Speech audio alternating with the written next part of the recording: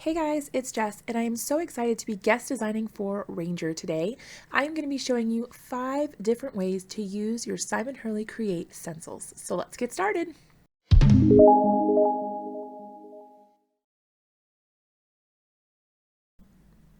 The first stencil use on our list today is ink blending, which is probably the most used way to get the most out of your stencils.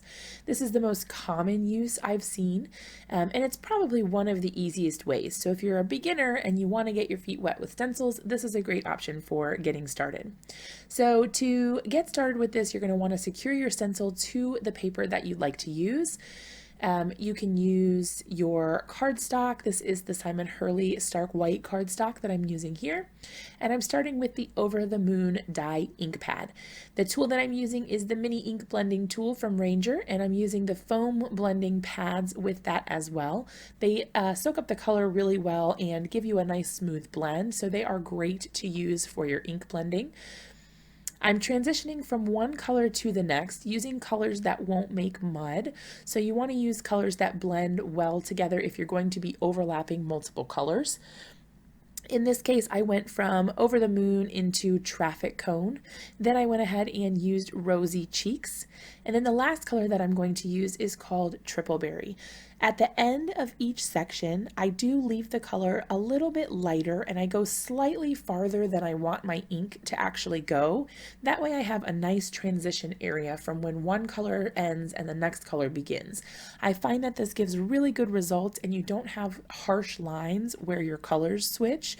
You have a more gradient effect as you move from color to color. So once you are done with your ink blending and you're happy with the results and the intensity of the color, you can go ahead and remove the stencil, which is arguably the best part. And there you have a beautiful design with your gorgeous ink blending.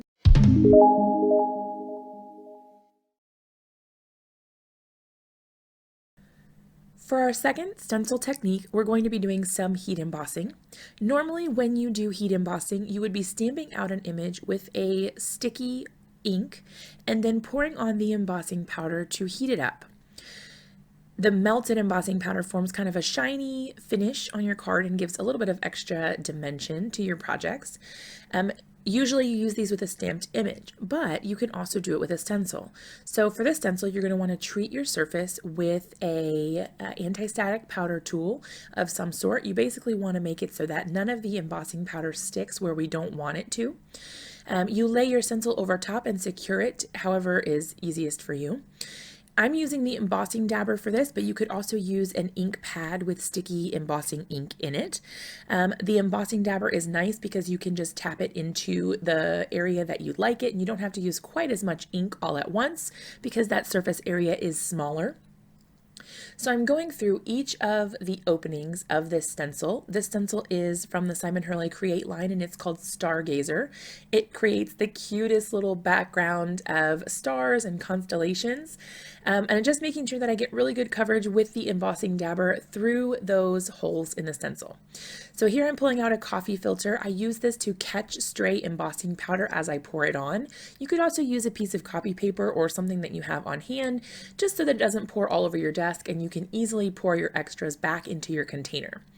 This embossing powder is from Ranger and it's called Liquid Platinum. It's one of my all-time favorite embossing powders because the color and the finish is just so cool and so unique. I haven't seen another one that gives the same results. So I'm just using a tiny little spoon to scoop up the powder and pour it directly onto my stencil. You can see that the powder is sticking to everywhere where we put the sticky ink. That's kind of the beauty of this ink, is that it gives that powder something to cling to. And then you just go ahead and heat it with your heat tool. You can see that as it heats up and the powder melts, it turns shiny and glossy, and it gives the stenciled image a really cool dimensional sort of feel. So this is a really cool way to step up your projects and give it just that extra little bit of wow factor, rather than just having a plain stenciled image.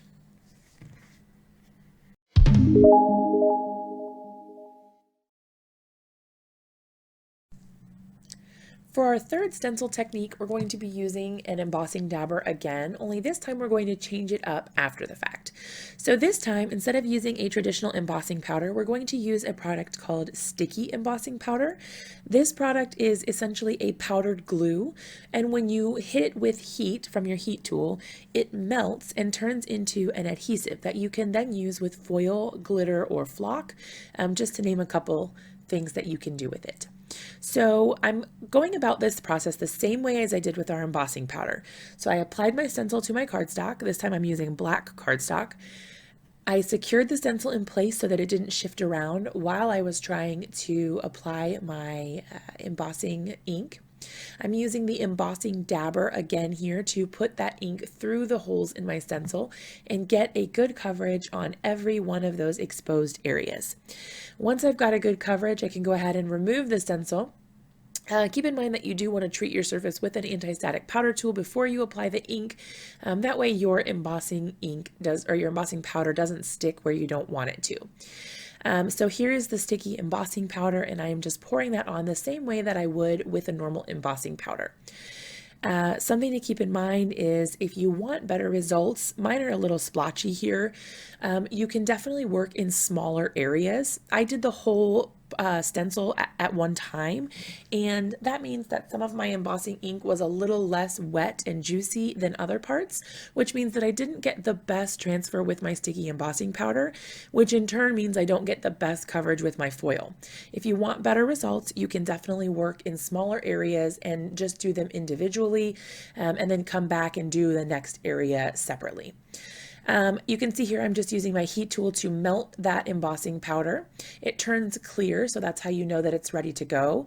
You want to immediately place your foil on top, smooth it so that it just touches and is secured to the cardstock, but don't press hard.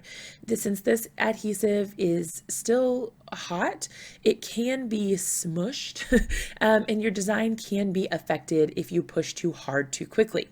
Set it aside and let it cool, and then once it's nice and cool, you can go ahead and burnish it or just rub it to make sure that you get a good foil transfer. Now, I did find that this actually works really well if you put it through an embossing or die cut machine using your embossing plate settings. It may smush your design out a little bit, but I think it's worth it because you get a really good foil transfer and it looks really smooth and pretty. So that's another option if you'd like to try that route too.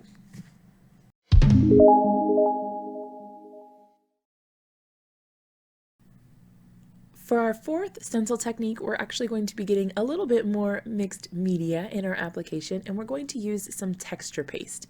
Now, this is going to start off the same in that we're going to apply our stencil over top of our cardstock.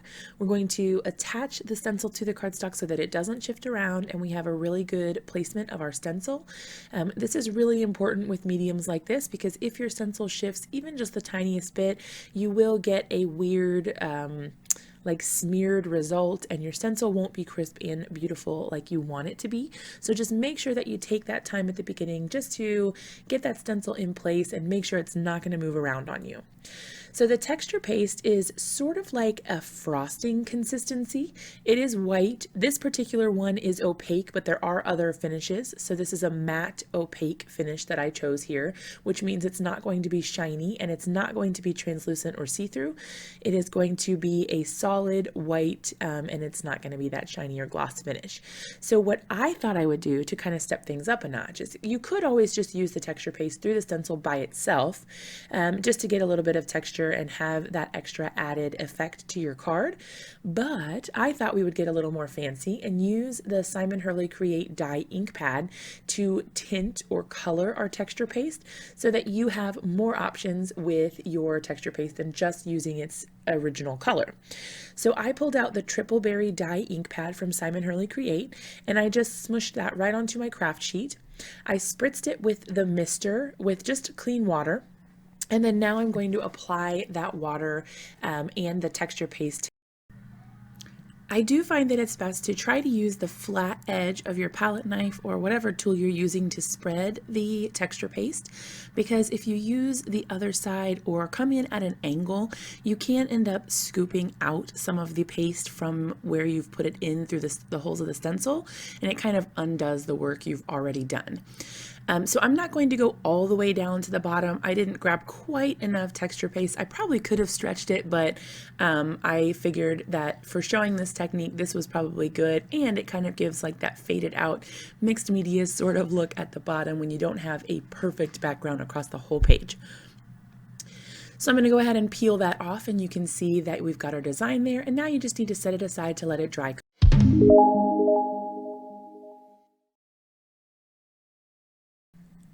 For our fifth and final stencil technique, we're actually going to be combining a few different mediums to create our end result. So I am using one of the gel plates for gel printing. Some people call it mono printing. There is a 3-pack that you can get from Ranger that has 3 different assorted sizes. It has a small circle and then 2 rectangular shaped ones. So you can use them for all sorts of different things, but it's kind of a gelatinous sort of surface that you can use. Now you see that I put down some Dina Wakley acrylic paint to begin with. That just gives me a base coat. Usually you're going to want to put down some paint first, pull a print. That's what it's called when you put your paper down onto the gel press and then pull it off. It lifts the paint or whatever medium you're using right off of the gel plate, and you get that transfer onto your paper. You can use any kind of paper for this, like printer paper, cardstock, whatever you want to use is totally fine. Then you go ahead and lay your stencil. We'll put another color of paint down, lay your stencil down, and then pull the print on the same piece of paper that you already put that original coat of color on.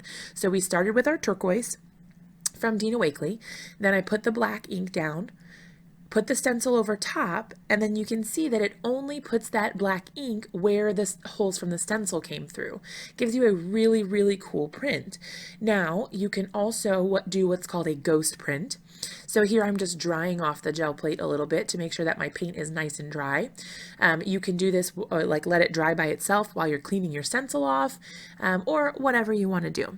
Then I'm going to go back in with that turquoise acrylic paint and put a layer over top of it. Now because the bottom layer is dry, it won't mix the paint. They will just layer on top of one another. So now we've got turquoise paint on top of the black, but when you pull the print, you put that paper down on it and pull the print off, it actually reverses it. So the turquoise is on the bottom and the black is on the top. So you get a totally different result with what's called a ghost print.